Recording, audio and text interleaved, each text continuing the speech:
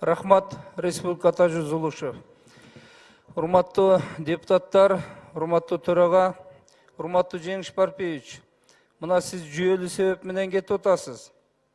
Бул жерде ушул мыйзам долбоорлору каралып атканда кодекстер. Ошолордун арасынан жалгыз катышкан сиз, баш прокурордун орун басары Курсан Асанович отурасыздар. Эгер сиз дагы бар болсо ошол убакта, азыр сиз кетип атасыз, бизге компетенттүү башка адамды анда чакырып бериңиз. Биз суроо берели.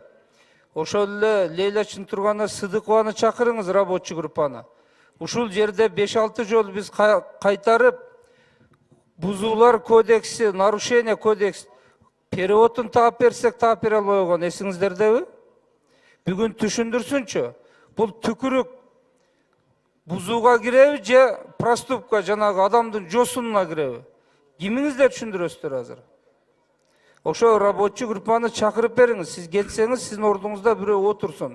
Бизге ушул жерде ушунча депутаттын башын айландырып кабыл алган. Ошону камсыз кылып коюп кеттиңиз. Азыр биз жөн эле кимге сүйлөйбүз? Анан кичине мен атыңыздарды атабайын. Кече Facebook'та өкмөт интервью берип атасыздар. Жогорку кеңеш кабыл алып коюптур, эми өзгөртөбүз деп. Жаланда эби менен коюш керек. Ошондо кичине абайлап интервью берсеңиздер, андан көрө сиздер элге түшүндүрүңүздөр. Бул милдеттүү эмес, түкүрбө төлөбөйсүң деп. Бираз кабыл алдыңар мыйзамды. Аткарышты, иштетишти билишибиз керек. Биз каршы кабыл добуш берген депутаттарбыз. Бирок бүгүн кабыл алынгандан колдойлу деп атабыз. Ошондуктан ордуңузга Сыдыкованы бирөөнү тез арада чакырып камсыз кылыңыз. Биз суроо берип алалы жообун. Рахмат. Рахмат, урматтуу депутаттар, Жеңиш Парпиевичке